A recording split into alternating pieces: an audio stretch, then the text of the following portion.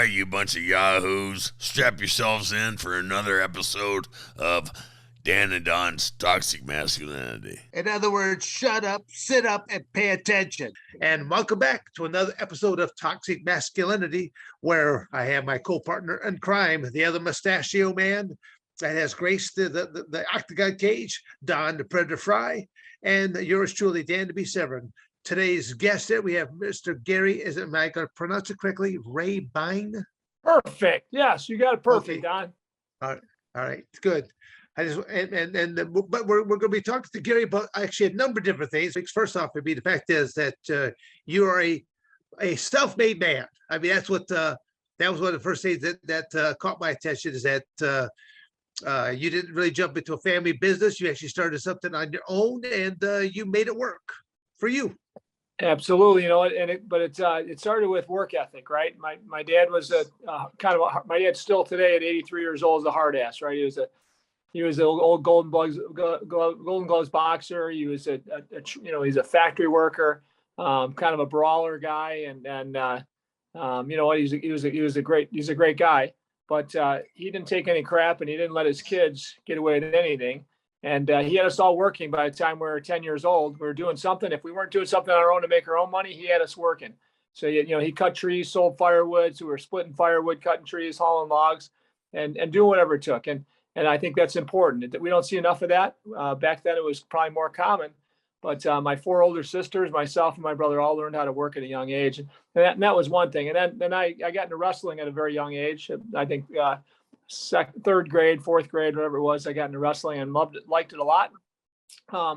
So my brother and I were both wrestlers, and I think that helped also, not just in work ethic and in a sport that puts you. We were from a wrestling school in Fox Lake, Illinois, called Grant High School, and the junior program was very strong. So we had a lot of wrestlers in Fox Lake, Illinois, and we had a lot of fun. But bottom line is that taught us more work ethic, and eventually, my coach made me the captain of the team, my wrestling team, also my football team. I was the captain of, and that confidence they gave me carried on the rest of my life, enough that I started in the paving business right out of high school. And we grew to be, today, we're the biggest commercial paving company in America. We pave parking lots in every state in the country. We pave them in concrete and asphalt. And I got 13 companies right now within the Rabine Group, and blessed that we could be doing this in this great country, America. It starts with work ethic and a little bit of grit, in my opinion, because you get tough times in business. I've been knocked to my knees a few times where I lost everything I had. Today we're very successful, very little debt, and really dominating our industry in the country. But it all started with, in my opinion, with work ethic. A vision of what success could look like. And the ability to understand how to lead people, which I believe is inspiring people to be better than they could be if you weren't there, right? In other words, if I can inspire people to be better than they would be without me, that's a good thing. And if I can do that in my business with my leaders in business, as well as anybody that I can mentor, I believe we're doing the right stuff, and it all pays off. Gary, I'm a big advocate of the sport of wrestling. Don's also, he's a big advocate of wrestling there. Because there's no other sport quite like it. It's the definition of amateur wrestling. It's a team sport based upon individual performances. So the team can lose, and yet I can still go on to win. And I always like putting all the chips into my basket. It's kind of going, I love the sport of football way more than I did for the sport of amateur wrestling. But it's like, am I going to count on this guy to get his block? Am I going to count on this guy to get his tackle? Am I count on this guy? I'm like thinking, people can only hold strong for so long. And then that team camaraderie, I was on a phenomenal high school football team that should have done a lot more than what it did. But when it did, this kind of going down, I saw the writing on the wall. It's like, I have to choose a sport that I will create my own destiny, and that's the sport of wrestling. But again, I chose that sport of wrestling because it was also a way for me to pay for my college education. Mm-hmm. So that's how I use athletics as my window of opportunity. I was, first looking at going into the military. I ran out of high school, going into the military for maybe 4 years, come out of the military, and then go on to college on the GI Bill. But by my sophomore year, I actually had college coaches starting to look at me and going, oh, we have option number 2. So I do a lot of speaking to young people about how to create options for yourself. And even though sometimes things look a little bit dire for you, you'd be surprised what you do, especially in this world that we have right now of emails and social media. There's so many things that you can create right now it's mind-boggling to me. I just wish I had a few more skills in these areas. No doubt, lots of opportunity if you go after it. But again, Yes. I think that the like you're saying though, that the foundation of a sport like wrestling, I like football also, it was kind of funny, very similar situation. I was at a great wrestling school for my first 2 years of high school, then we moved to a place where we had a lousy wrestling school, brand new wrestling program actually, that my brother and I were the studs of. We're the stars of a team that was really bad. And so we won a lot and went downstate and all that, but nobody else did. But my football team at that same school was way better than my school before that. We actually were, co-champs and of our division. And unfortunately, back then in our age, we didn't.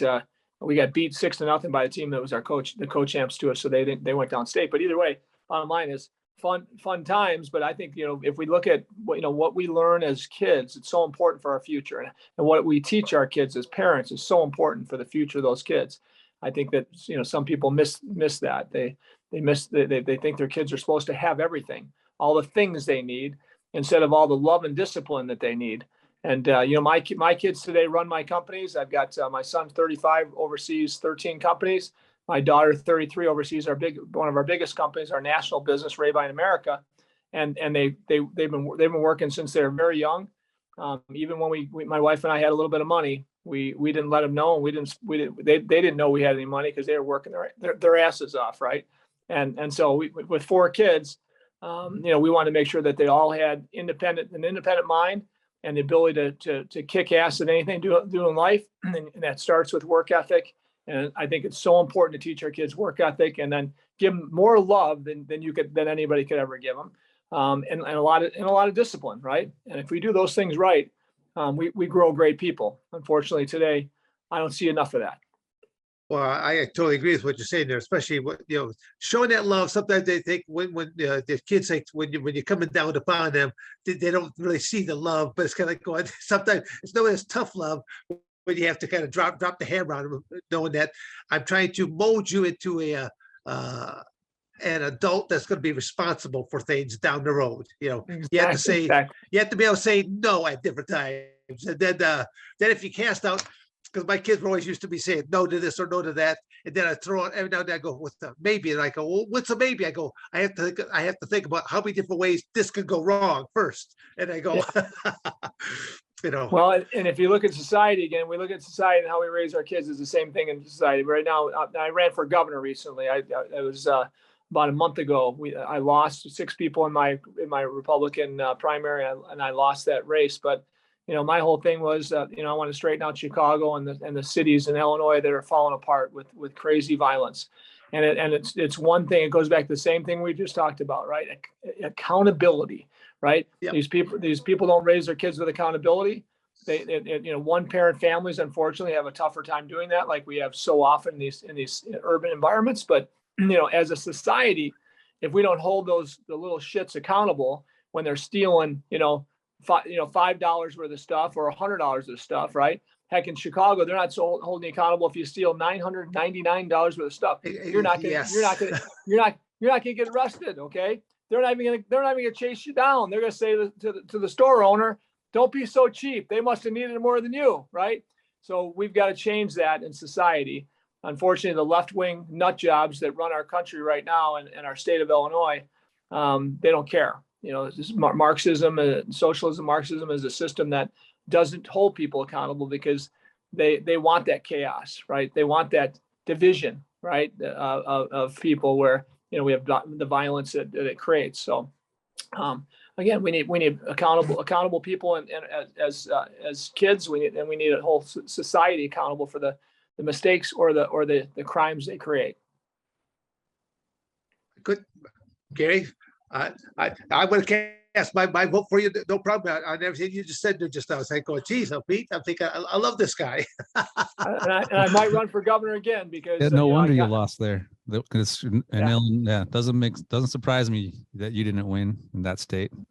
well, that's actually for the Republican primary though, right? So yeah. Republican, so again, I lost the Republican primary because there's over $130 million invested in our primary.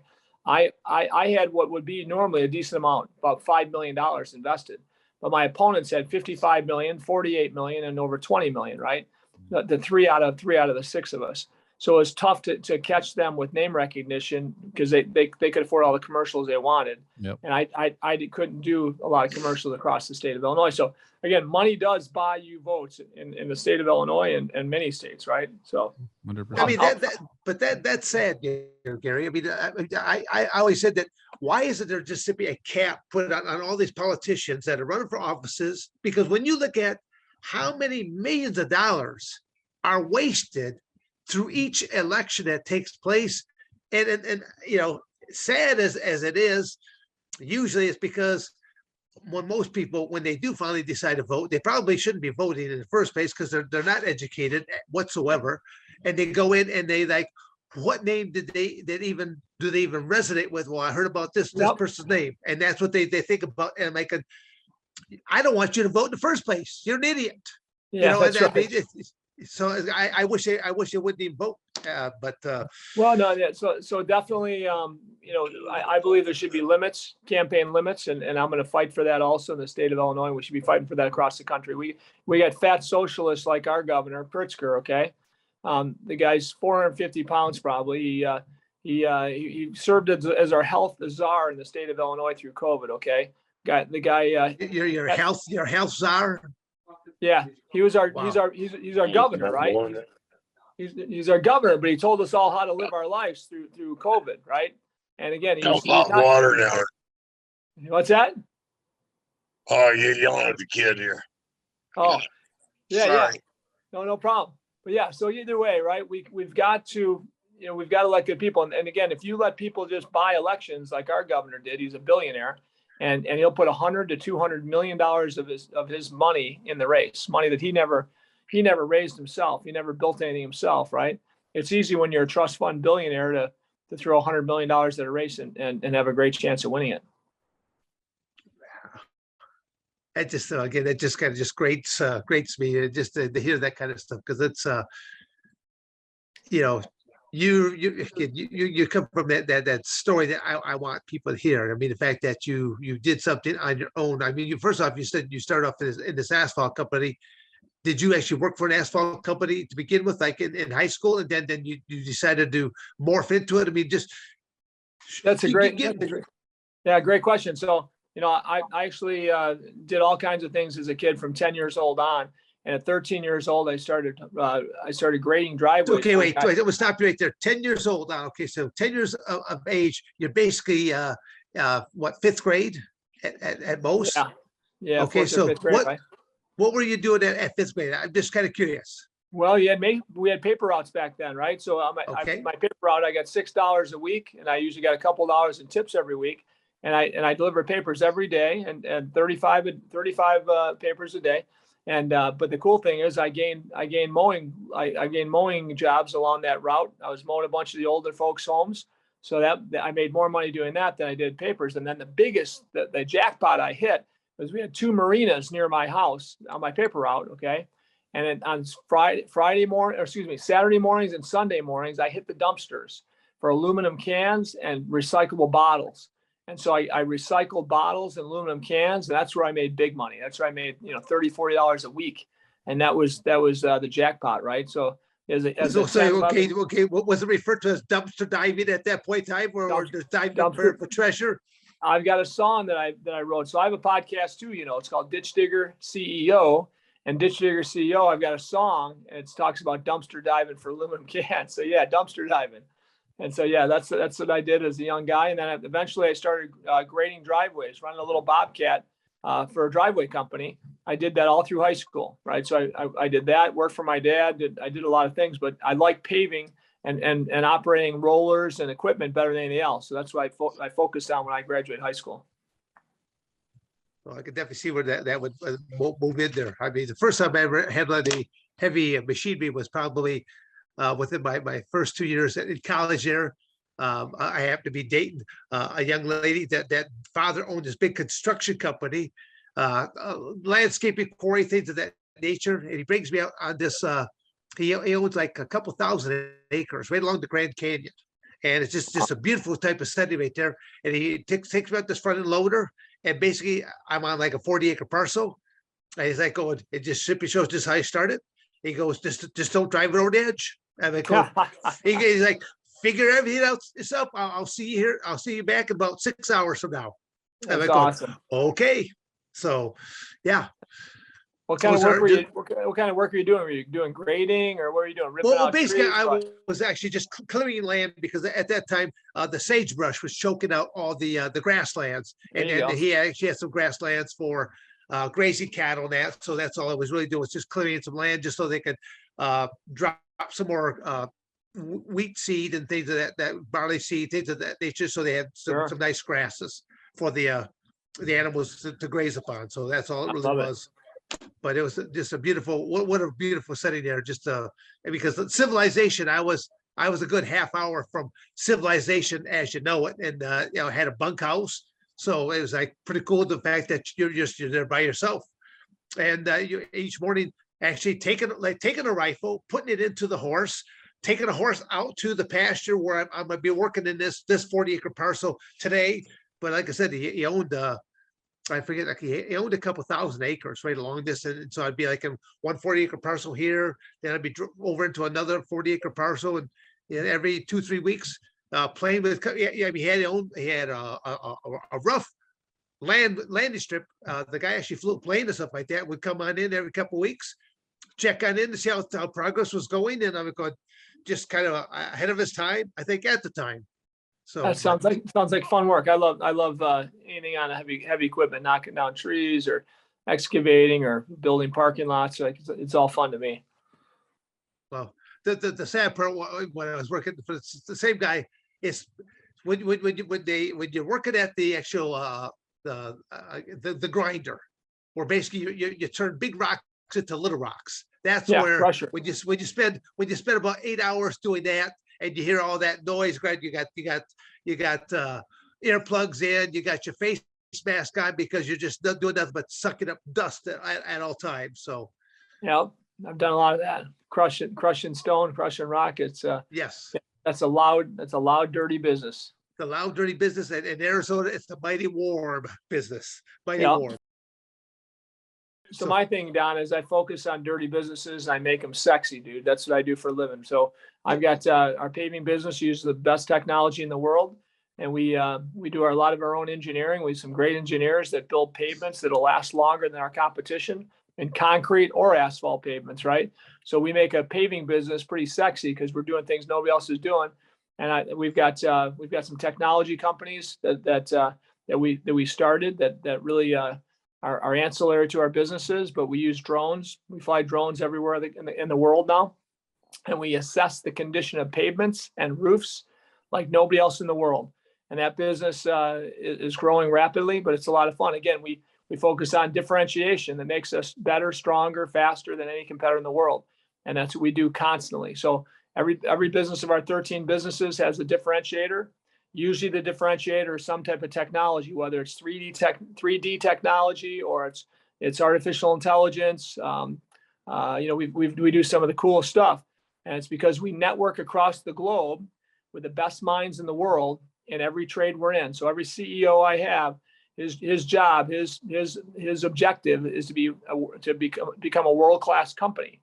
Even if it's a $2 million company, and they're competing in an industry of $100 million companies, their goal is to kick the crap out of all of them, right?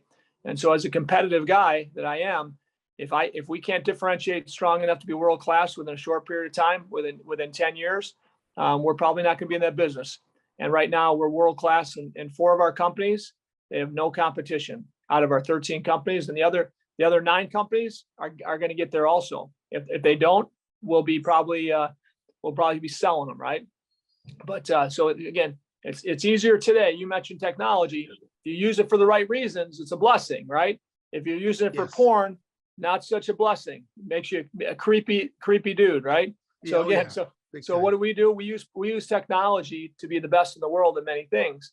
And today it's easier to do that than ever before, as you mentioned earlier. If you maximize your relationships with the world's best minds in technology and engineering in my industry, we take these dirty businesses, we make them sexy as heck. People love them. Wow. You said you got four of your business right now that are at that world-class level that you're happy with right now. Oh yeah, I'm happier than that. They're growing value like crazy. So our goal is to grow enterprise value on an annual basis. That's my CEO of every company has a goal of growing their enterprise value, right? Not so much do they make enough profit. They got to make profit, right? But they have to understand their industry, understand what creates value in that business, and their goal is to grow value. And once you hit that world-class status, your value grows exponentially, right? Because you're not just a commodity, right? And there's many companies out there, private equities and otherwise, that want to buy you. Now, we don't sell too many companies. We sold a couple. My goal is to continue to grow what we got and continue to be our own kind of private equities, but we don't sell too often, right? We only if the number gets so stupid high, then we sell, right? So we continue to grow these businesses. Well, you sound like you're a pretty sharp guy there, Gary, to where you've got your various CEOs of these companies. Do they have what I call it the dangling carrot that they know that there's something that's in it for them, so that if they make this company really successful and stuff like that, they're a part of it and they receive good residuals off of it. So they're either they have some stock usually in the companies. They're percentage owners. Some of them are partners that are a couple percent. Some are 5%. Some are 49%. Okay, owners in the businesses. So depending on what their level of what fires them up the most. I have some that just want big salaries and big bonuses. I'm okay with that. They're going to be bigger bonuses than salaries probably, because I want them incentivized to kick butt, and I'm not just going to pay them big salaries. So. But my best leaders end up being owners and equity holders in the businesses they're running. Now they got skin in the game, and now they can grow some serious wealth if they can grow that business to being the level that I expect them to be, right? And so it's a lot of fun and all this stuff, right? I mean, you think about this, people say, "Oh, where'd you get this education, right?" Well, you know what? I got my education from college at Hard Knocks by digging in, just like we did in wrestling, right? Getting my butt kicked for a while, understanding why I was getting my butt kicked, and then started kicking butt myself. It's the same thing in business, right? You're going to take your lumps. You hopefully don't take too many, and you hopefully learn from other people's mistakes. Same way you can with wrestling, right? Watch some good wrestlers, watch bad wrestlers get beat up, and say, okay, I'm not doing that, right?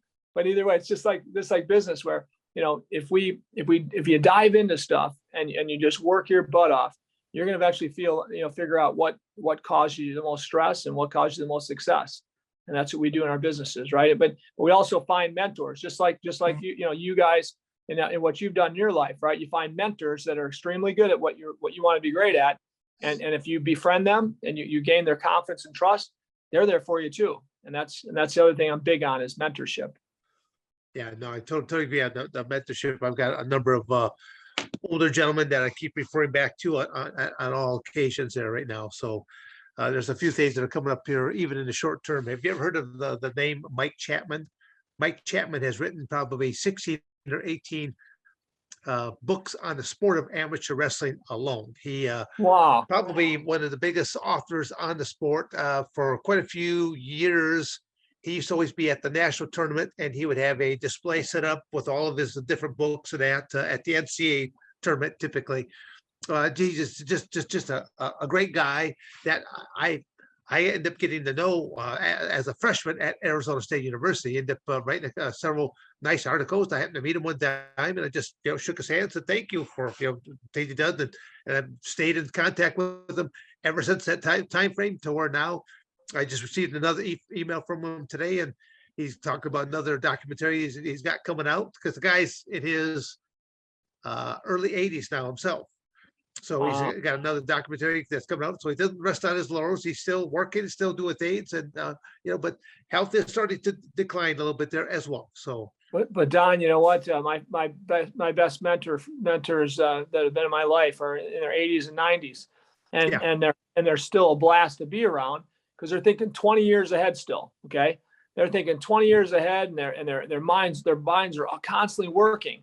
And I'm very confident that exercising, just like your body parts, your muscle, right? Your chest, your legs, your arms, just like exercise, no, you've exercised your brain with challenges, right? And I guarantee you're going to live longer, live happier. People are going to want to be around you more too, right? So think about that buddy of yours you just mentioned, that mentor, like my mentors, right?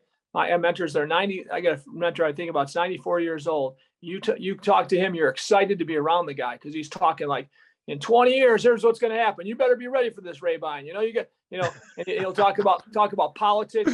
He's spot on in politics. He's a strong conservative. He loves America, strong entrepreneur, and yet, like I said, his mind's constantly working way forward. And again, that's what I want to be, right? As I get older, I want to be the old guy that the young guys want to hang around with, so they can be inspired by my stories.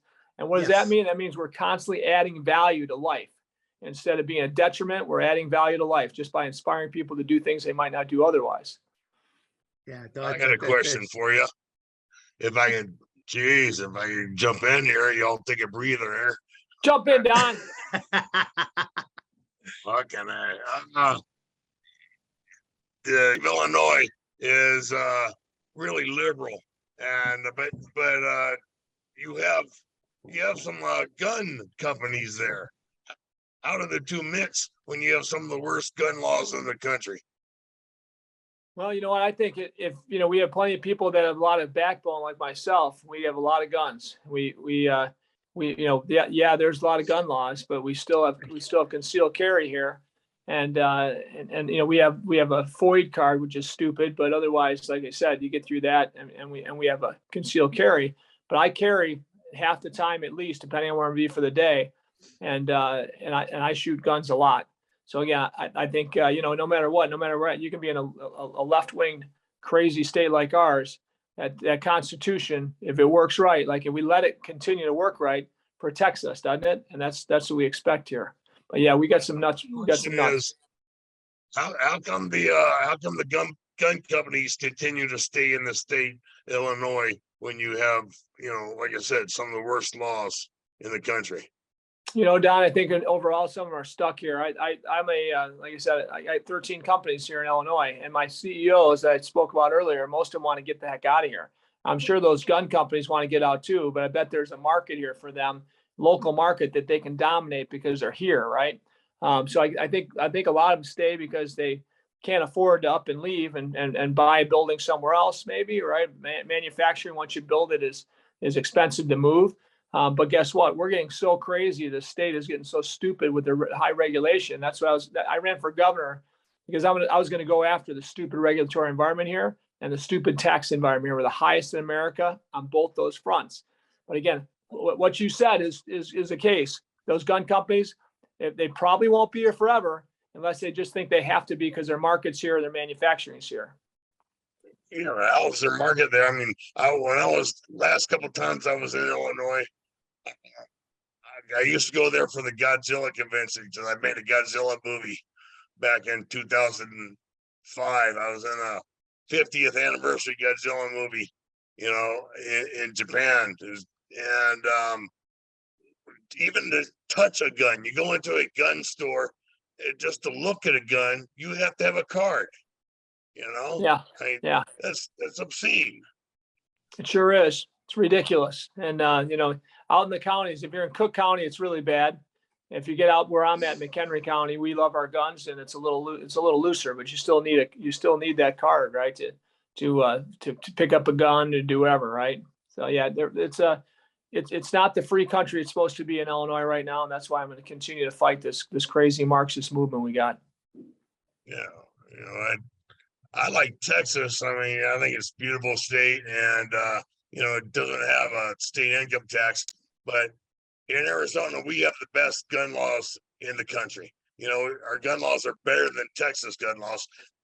Last year they just caught up with us as to allow open carry. We've had open carry for 50 years. Now about 8 or 10 years ago, some nut shot some people up, and instead of handicapping us with more laws, we opened it up more and said, okay, listen, everybody can carry concealed without getting a concealed license. That way, because if people had a goddamn gun in their hand, this guy might not have whacked as many people. That's right. You know what? Good guys with guns are a blessing. Bad guys with guns are going to be a lot worse if you don't have good guys with guns that are going to stop them, right? Right. And I'll tell you what, bad guys are always going to get guns. I look at the idiot that ran people over, 2 nights ago. They were having some kind of many geez, I blew this last night too. I couldn't come up with it last night. But Kind of a rally they were or having a Don? benefit. What? Was it rally? Okay. No, they were having like a GoFundMe type thing for somebody, and some idiot got in his car and ran over eight people. I mean, if you want to kill somebody, you're going to find a way to kill people. Absolutely. Yeah. Bad guys are always going to get guns because there's going to be plenty of people selling them if good guys can't get them. So we've got to. Your guy sold some of our guns over in Mexico, a decade ago, and ended up killing a couple of our border patrol agents. So shit, even who's the people who are supposed to be honest and running the government are selling guns. Absolutely. No, there's bad people everywhere. And unfortunately, we've got a lot of socialist-minded, Marxist-minded people right now that are out to ruin our country. And that Constitution, that Second Amendment means a heck of a lot. We got to make sure that we fight hard to keep it and make it stronger. What drew you to politics in the first place, there, Gary? What drew me to politics? I Yeah. lost my wife here almost 2 years ago, and of brain cancer. And she was an amazing woman. She taught me a lot, but she taught me faith, and she basically there's a plan. Every person's got their plan that God has for them, and she left this earth, but she inspired a lot of people to get closer to God before she left. And for me, I'm bothered about what we've been talking about. I'm bothered that we have billionaires, some of the richest people in the world are trying to make us a socialist communist country. Okay, this Marxist movement is going to ruin our country. It's going to ruin the world. Okay, because we're the beacon that other countries look forward to. Yes. There's lots of countries that have built their own type of constitution since we did, and some of them fairly successful. None of them as successful as us, but all these countries became a freer country. Okay, when they organized us to be a socialist communist country like they're trying to do, that bright light dulls to nothing, and this beacon is gone, and the world becomes a very dark place. I want to make sure that my kids, I've got 3 grandkids. I got Lincoln, Sienna, Raphael. I'm with them out here today. And I want to make sure that they live in a free country as we did. And I'll be pissed. I'll be really sick if I'm looking down from heaven and I see my grandkids live in a communist environment that these son of a guns want them to live in. Well, that's the thing. The reason why these new constitutions, they don't have a Second Amendment. No, you're right. And that's where they went wrong. That's where they failed their people. Yes, you're exactly right. That's the biggest thing they're missing. Let's go back a little bit to talk about how you started up your businesses. You said you were grading driveways at young age, for when you were a kid. And I know a little bit of said you were doing like $4 an hour from your dad, and then someone offered you like $1 more to help them out during the summer. That's right. Yeah, $5 more an hour. I said, I'll take it. And whenever my dad didn't need me, I was working for that guy. Yeah. And so you were just telling from after that, you said you finally got up to your first Bobcat, and then where'd you go from there? Yeah, no, well, so it's funny, but when I graduated high school, I was around a study hall class, and my podcast will talk about this. It's called Ditch Digger CEO for a reason. I was in a study hall class, and my buddies, football players, wrestlers, they're all talking about what colleges they're going to. And one of my smart ass buddies says, Rabine, so where are you going to college? I say smart because he knew I wasn't going to college. He knew me well. And I said, Al, I'm not going to college. I'm gonna either I'm gonna either, do paving or I'm gonna do landscaping. I'm gonna figure out how to start my own business. And he goes, so you're gonna be a ditch digger, Rabine? And he says, the world needs ditch diggers, Rabine. And so, I'll never forget the feeling of that. And then he actually, loudly said the whole study hall class, he says, so Rabine's going to be a ditch digger, right? Loudly, so everybody could hear. And either way, right, I didn't think anything was wrong with being a ditch digger, but, he was trying to belittle me because everybody else was going to college. And, I knew for sure that I knew how to make money. I knew that I had a passion for this industry, and it's worked out pretty good. So, I mean, I like to be a proponent for kids that aren't really built for a college education, right? There's many out there that are pushed to go to college. Sometimes they don't finish. Sometimes they get a degree they pay hundreds of thousands of dollars for that does nothing for them, right? We'll hire 100, 150 people in the next year in my companies, and we don't care what your education is. I mean, if you're going to be an attorney for us or something, or a accountant, yeah, of course, we want to make sure you got a CPA or a law degree, or whatever. But overall, most people in our business, we don't even ask. We want to know what their experience is.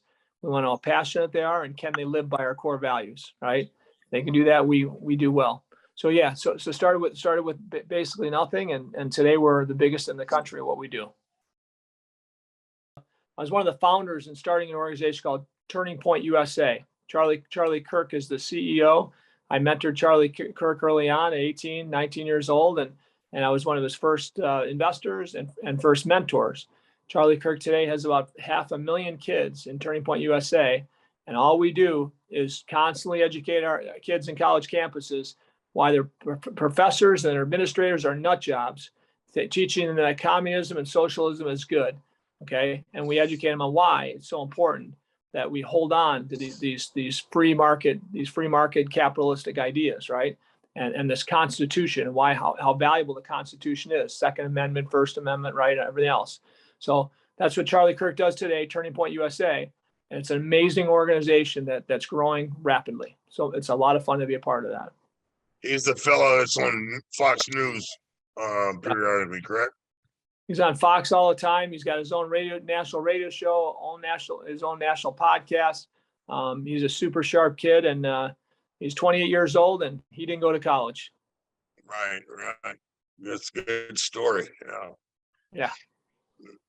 He's got his shit together. He's got his shit together, and it proves, you don't need a piece of paper hanging on the wall, telling everybody how smart you are, or that, basically, any idiot can get that piece of paper as long as they put in the time and pay the money. Yeah, that's right. Now, how about all these kids now? I talked to a friend of mine here yesterday. 3 kids in college last couple of years, and the one kid right now is a junior. He's his first semester in college, paying like $80,000 a year. First semester actually in school. The first 2 years, all virtual, and paying $80,000 a year. How crazy is that? Yeah, it's a scam. It's a scam. Yes, it is. And you got people convinced that you've got to have a piece of paper from a university telling everybody how smart you are, and that's the only reason they should hire you. Is because you have this 8x10 piece of paper informing the world. You're educated. You're better off going to work, like we said. I mean, our trades jobs pay 6 figures within a few years of learning, in our trades jobs, whether it's operating heavy equipment, laboring, concrete finishing, whatever. And, there's kids that out of high school are making 6 figures within a couple of years out of high school. Well, that's a heck of a lot better than paying 6 figures per year for an education if they don't know what they want, right? You're going to be a doctor, you want to be a lawyer, accountant, whatever. I guess, maybe it makes sense. But 80% of the diplomas they get are junk. Right. Correct. And, eventually you're going to need somebody to come through that front door of yours to fix the light or the plumbing or something like that in your house. And you'll be paying them $200 an hour, just to walk through the door. Yes, that's right. Gary, I'm really interested with all the things that you're doing right now. The thing is, you said you do have a golf course, so right? I do. Are Yeah. you- Revitalized two golfer? golf courses. But, You know, but I'm kind of a piss poor golfer, actually. I'm not patient enough to play it too often. I like to work a lot more than golf. But I do like golf for, to get to know people. So I do play some golf. I got, when I wanted to get good, I played it for a year, got up in the morning and hit balls early morning, and got a couple lessons and knocked 11 strokes off my game. So I got to be good at one point, and then I kind of, didn't have time again for the last few years. So I'm back to being bad again. But I own two golf courses. I own two golf courses at one time. I revitalized my first golf course and then sold that. And then I bought another one. This one's a world-class golf club. I go back to world class, right? This is a golf course that had all the bones to be a great golf course. Today, my goal was for it to be a world-class golf course. It's rated 30th most challenging championship golf course in America today. It's called Really? Bull. Yeah, it's called Bull Valley, actually. This is a hat, actually, that represents the golf course. It's a badass golf course. So we say, go try to play the bull. It's going to kick your ass. And so, but Bull Valley is a place where, big golfers that like a major challenge will come and play. We also hold some professional tournaments there and stuff. So yeah, took it from being a bankrupt course, losing $500,000 a year to a profitable private golf course that makes about $500,000 a year. Right. So that's all about what I love doing. Turning things around, right? Taking a bad economic situation and making a good one. Yeah. So that's the kind of things I love doing. I do with businesses, and my goal is to do with Illinois in the worst economic state in the country. When I become governor, eventually, when I do, or if I help somebody else, I understand the economics of Illinois and how we can change it. No, you definitely need your type of leadership there altogether. You would get along really well with another gentleman that both down Frye, and I know by the name of Art Martori. Basically, he's probably one of the reasons why I ended up signing with Arizona State University. He ended up starting the Sunkiss wrestling program.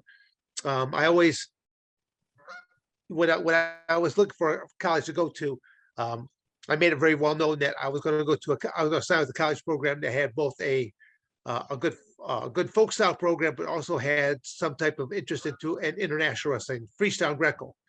There you go. Basically, because there's a lot more opportunities. A lot of people, they think short term, if we're the only country that does folk style. The rest of the world does freestyle Greco. So if you want to go to Olympic Games, want to go to World Championships, you have to know freestyle Greco. So it's I'm sure you were involved in freestyle. Yeah, Greco I got in freestyle Greco tournaments when I was a kid because I want to get better at folks wrestling, our wrestling. So yeah. I mean, I look at folk style is still taking people down and putting them on their back is the name of the game. Okay. And I always tell people that, beating someone by just a couple points is one aspect, because in the back of their mind, they're thinking, well, they only beat me by a couple points. I can get better and I can come back. But when someone grabs you, the ultimate thing in wrestling is to grab somebody and put them on their back against their will and then pin them. And at that point in time, you've kind of stolen their soul. So like next time that they walk on a mat there with you, it's like going, they're going to be a little bit hesitant as to do things. Yeah. So I always was a big proponent of telling athletes to go after that pin. But again, Greco-Roman seemed to help me for as far as upper body stuff and hip tosses and throws. Right. I mean, I feel like it's more almost like a little bit of jiu-jitsu or whatever. Right. It's a lot of throws and stuff that help you in folk style wrestling too. Then when you go back to it. Yeah, judo, jiu-jitsu, I'd throw that right in there. I mean, the hardest thing is that college wrestling, collegiate style, same thing with the folk style that the high schools that have to follow up under. The biggest difference there is that if you should take my hips above your hips, you have to return me to the mat safely. Whereas in freestyle Greco, I can bury you 3 feet under. So that's the thing I liked about the freestyle Greco. It just I'll say sort of reckless abandonment, but it prepared me a whole lot better for jumping into than like the mixed martial arts arena. There you go. Because Greco, the clinch, because there's so many of these matches, they always end up in a clinch. A striker will only get a chance to throw a couple strikes before that clinch takes place. And I always just tell people, just watch a boxing match now, watch a kickboxing match, watch a Muay Thai match.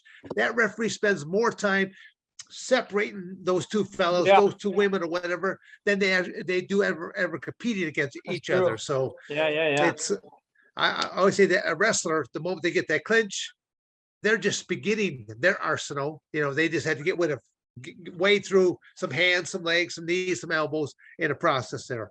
Right. And Right. a lot of wrestlers have done really very well in the sport of mixed martial arts, which again, that's something I'm proud of, the fact that the wrestlers are getting that kind of recognition through it. And plus, then I know that most wrestlers are not going to piss away their savings. They're usually a lot more accountable type of individuals that will put forth and invest into the future somehow, Yeah. into what they're doing. But okay, you said that the Ditch Diggers, this is your name of your company, or is the name of No, your? I started a mentorship organization some time ago, and Okay. mentor. So I mentor young people into leadership and into entrepreneurs and CEOs and VPs and all that. So I like mentoring people, inspiring them. Just like, again, I go back to wrestling, just like great wrestling coaches do. They mentor and they give kids a vision that to make that that if they acquire these skills, they're going to be great. They're going to win, right? Same thing. And what I do is I like inspiring people to lead. And so I did that with True Mentors, mentorship organization. And then eventually I did a podcast kind of with that, with my partner from there, from that organization. It's called Ditch Digger CEO. We have 62 episodes, and they're episodes of some of the biggest rags to riches stories in America. People that started with nothing, that have built incredible organizations. Usually almost all my podcasts, all 62 episodes, are top 1% in their industry. So I'm the first story, but then I got Jimmy John, the sandwich guy. I've got the Netflix founder. I've got the Athletico founder, the Redbox founder. All these people are people that really started with nothing and had an idea, had a vision and an execution plan, and they were successful, right? And when you listen to these stories, it's all the stuff we're talking about right now. It's just common sense, hard work, vision, execution, right? All the things we learn in life if we've got good people around us. No, I totally agree with what you're saying on that, Gary. I mean, it's just having good people to, my father had the theories of threes. You never wanted to get to number three. Again, if you ever yelled up the stairs, "Come on, boys!" Because again, having four of the brothers, stuff like that. So the first, even though I have three sisters, stuff like that, they were all so much younger that it was always the group of the males that were always out there doing all the farm work and stuff like that. So when my father would yell up the stairs, "Come on, boys, come on down there," you might slip the foot out of the bed or the covers, just thump around a few times. I'm like, okay, Dad, be down shortly. You're still laying in bed there. He yells up the steps, number two. You never let him get to number three, because if he's yelled that third time, it means he's coming up the stairs at that point. And there's follow through at that point in time, which I say that you got all these parents and people that it's like warning. If you don't have any kind of follow through, you're not there to beat the kid, by any means, but you got to have some kind of follow through of taking something away that's going to, motivate them to want to do better the next time. Yes. Yep. Driving accountability is everything, right? I mean, in so many environments, just simply driving accountability. And the way you do that is if you say you're going to do something, you do it. If you say there's a penalty, you better damn well make sure the penalty is what you said it was. Or next time they're going to go further. They're going to give an inch, you're going to take a mile. That's like it's almost anybody's like that, right? And so, that's something we miss in society. That when you look at Barack Obama, he was a terrible leader because that's what he was. He'd warn and never do anything. And he was a good speaker. That was always it. He was very eloquent in his speaking ability, but no substance. He wasn't even that good. He wasn't even good as a speaker. The only time he was good speakers, he had teleprompter in front of him. He didn't have a teleprompter in front of him. He sucked. He was Yeah, so he stammered and sputtered. Yeah. Listen to any of his talks when he had no teleprompter, and you'll see he's not that great of a speaker. He's a good reader, but that's about it. He's a good puppet. There's a puppet master that makes him a good puppet, but that's about it. The guy was useless as a leader.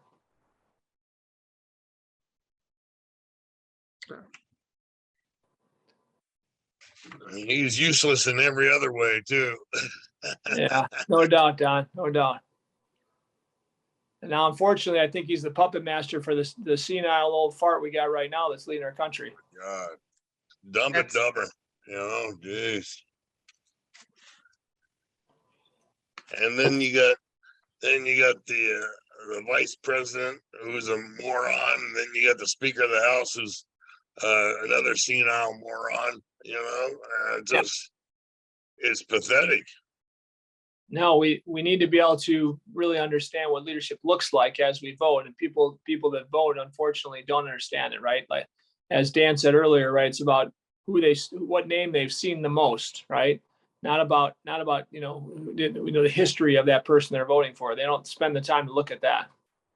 No, well, how soon do you think it's going to be before they just have a picture of the candidate on the screen instead of their name, because people are so dumb they can't read? You know? Probably already going on. Yeah, I think that's going to be an eventuality. Now that I get a chance to talk to you, I did not know a lot of things about you. Just hearing the things, I was asking just questions, just as an interested type of an individual, because I'm all about being, self-made type of individuals, and that's kind of like the same thing what Don has been able to do through his athletic career there too. He made himself. I mean, he's got more viewership from some of the crazy matches he's had with Takayama to with a Pride fight, to Tank Abbott in the Ultimate Fighting Championships, to the David and Goliath tournament where Don was a David versus some of these Goliaths. So it's I'm just smiling. I just wish I had a crystal ball here that could see a little bit more into the future, because I'm sad to see the state of the United States. How, I mean, it's embarrassing. The lack of leadership that we have here right now, because I've got quite a few different people from different countries, stuff like that, that will touch base with me through different internet connections and that, and they question me all the time, and like, what's happening in your country, and I go, well, what's happening right now is a travesty of what's taking place, and I hope that there'll be some kind of correction that will be taking place relatively soon, because otherwise I can't. I don't want to see this country going down the toilet, and that's where so many Americans don't understand the cost of freedom. They don't understand where we have all these returning veterans who are living out in the streets, who are not getting the kind of care facilities, and they paid the ultimate price with their bodies, with their minds. And yet what we're doing with people that are crossing the border illegally. And there are just so many things that are wrong with our country, but there is no better country to live inside of. Gary, one of the things that, I mean, Don already knows this about me, and so does Tony, that I've had the opportunity through my amateur wrestling career to travel to basically almost all the other various world power countries, especially, Russia was the most dominant force when it came to sport of wrestling. And all through the 80s, and that there was always the I'll say the United States and Russia that were always like bowing their back up, as like the two big bullies on the block right now, just all puffing up their chests towards each other. But when you finally go to their countries and see how impoverished the people are, and they don't like their governments no more than what America's like the government that we have in right now. It's an embarrassment. It's people who have sold out to other countries, and to big corporations. So Dan, you said a lot there, and I got to tell you, I think we can't hope. We need to get engaged. We got the wrestling community is a strong-willed community, a gritty community. There's millions of us out there, right? We need to inspire the wrestling community to get engaged. All right, fight for America, educate. I adopted our fourth child from Russia. Was there 2 times? It's a dark, dark world, and I got to tell you that that's what these Marxist communists want us to be. Okay, so America is the greatest country in the world. But if we're like anything we do in life, if you're a wrestler and you're complacent, you're not going to get any better. If you're in business, you're complacent, you're not going to get any better. If you're a country, you're complacent, you're gonna fall. Okay, and we will fall if we don't we got to stop hoping. Hope and change is a bunch of BS, right? We need to start inspiring people, leaders, to stand up and fight this Marxist movement, and we can educate on it. You like guys like you and I. We've seen these other countries. You got to educate on what a communist environment looks like. It's not even mediocre. These people are depressed. They don't smile. They're in a black and white world. It's a terrible place. Again, we are the greatest country in the world, but we better fight hard. We will lose it in a short period of time.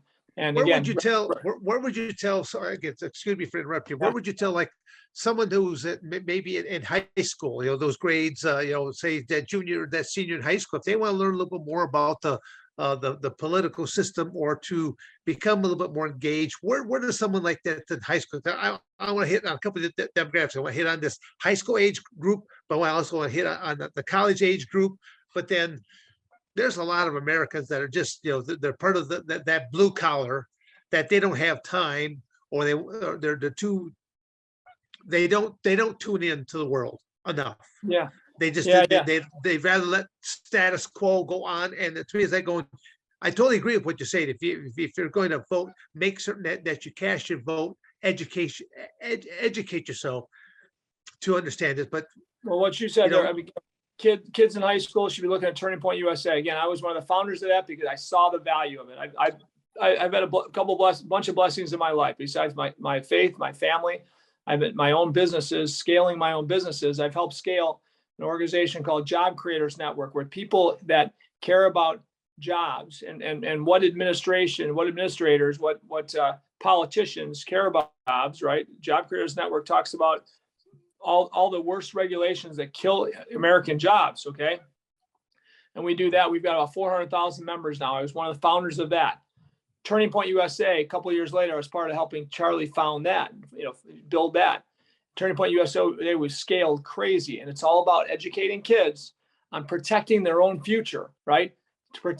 Educating kids on why this Constitution is so doggone important, and why fighting for this Constitution, this great country, this America, this great country, America, is so important for them. Because if they let these Marxist teachers and professors in college teach them the garbage they teach them, they respect that, and their brains get twisted, they will live in a socialist communist world, and it won't take long. So again, that's what Turning Point USA is for, to educate kids every day on why this great American experience can continue, or it will be crushed if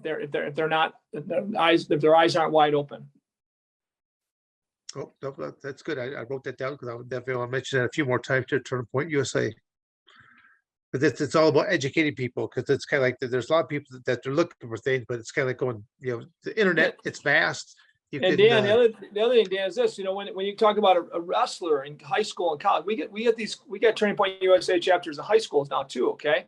And it takes toughness, because when you stand up as a God-loving, American-loving, Constitution-loving person, Second Amendment-loving person in high school and college, you're going to catch a lot of flack, because you got administrators and teachers that are dominant against these principles, okay?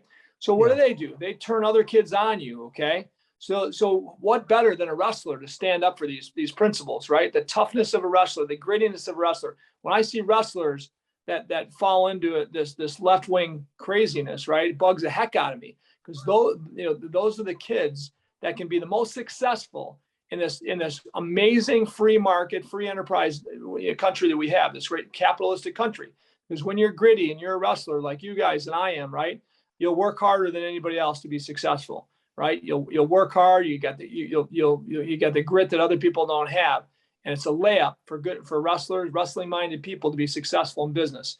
And again, we won't have that opportunity for kids in the future. Think about wrestlers in Russia. They got nowhere to go after that. They're in that communist system, working for the man the rest of their lives. No way that they can be entrepreneurial, build their own thing like we can here.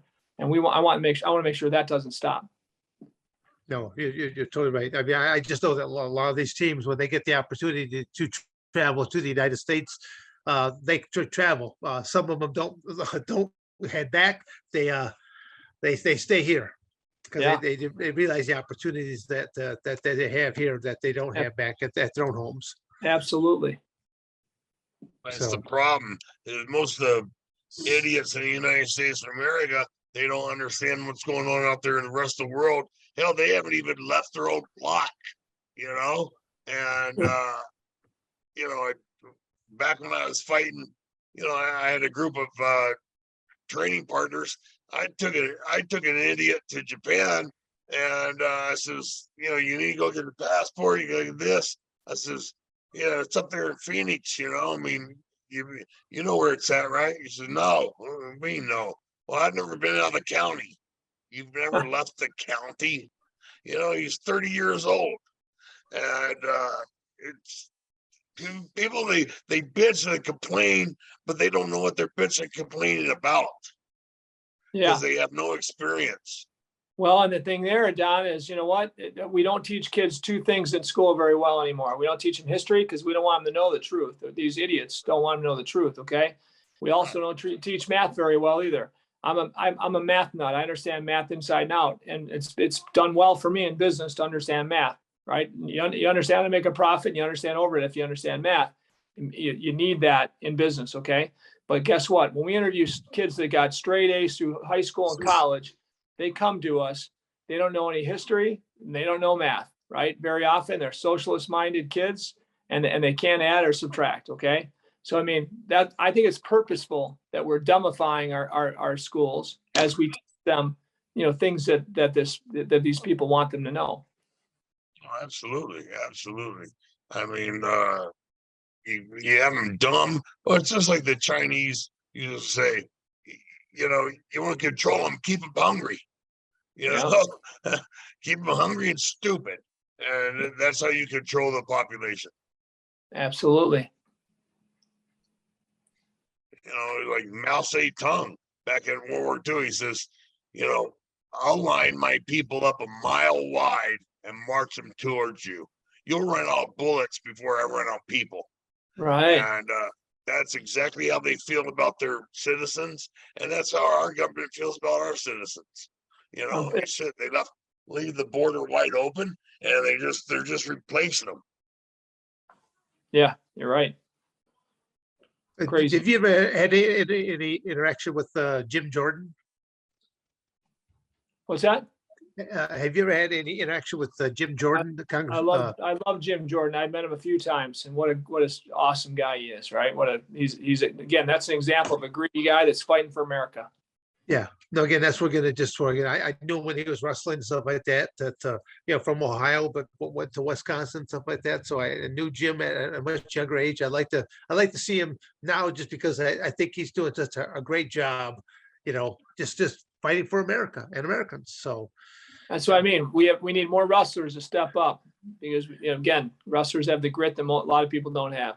Yeah, so there's even more of a movement of a lot of military personnel that are starting to move into the world of politics, and I think that's good as well because they have seen some pretty horrific things to understand that freedom is not free, and watch some of their fellow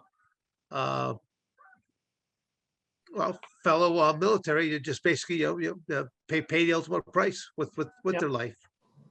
Clinton was the first president who didn't serve in the military, and it just after him it just went to hell, until President Trump revived it, and then it went to hell again. I mean, we had a good thing going underneath President Trump. He was resurrecting the country, and the the criminals inside the government couldn't stand it. So, you know, they chased him out, and they're doing everything they can to destroy, you know, his reputation and his name. And if they succeed in that, well, then they'll go back to controlling the country again.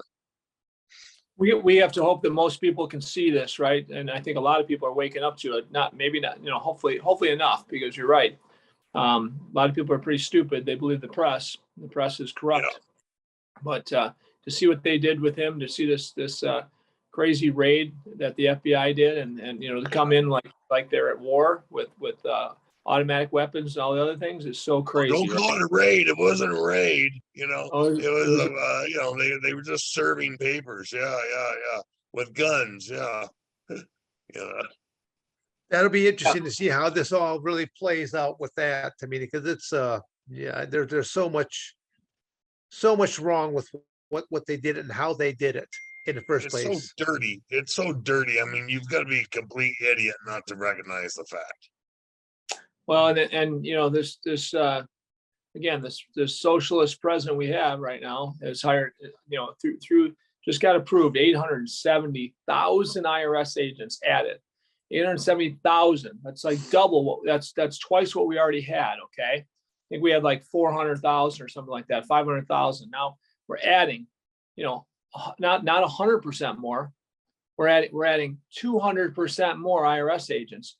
Something's wrong with that picture. Okay, if Americans don't see this and wake up, you're going to see they're going to be attacking. They're not going to attack the woke corporations, right? That step in line. They're going to attack good people, good hardworking people across the country. Nope, I totally agree with what you're saying there, Gary. I mean, it's really kind of sad what's happening to our country, what's happening with everything else. I think we're actually at a point that I'd like to kind of you plug a couple more, just one more time, your social media outlets right there. We'll wrap this up there. But I'd like to actually converse with you at another time though as well, off the air, if you don't mind. Absolutely, anytime, Dan. You guys are great guys, and you're my type of people. So anytime you want. So yeah, I mean, I'm Gary Rabine. I'm again, Rabine Group of Companies is my group of companies. Ran for governor of Illinois. Rabine for governor. I may do that again. We'll see what happens in this next election. But I'm also I'm just a crazy entrepreneur that wants to share the blessings that I've had, right? So whether it's through my podcast, Ditch Digger CEO, or it's through mentorship that I give people, I'm going to continue to do that. Life is short. Every one of us need, especially as wrestlers that understand inspiration and work ethic, every one of us needs to inspire other people to be the best they can be, okay? And fight for this great country, America. Exactly. I simply say amen to that one right there. So, all right. Well, that's basically this concludes another episode of Toxic Masculinity. And Gary Rabine, I to tell you, you're a good American, and been an honor, pleasure. We'd like to probably have you on the air somewhere again down the road to see how you are doing with some of the other companies, but then also what you're doing for some upcoming political race for yourself. All right. You got it. Well, hey, great talking to you guys. Thanks for your time tonight. Appreciate it.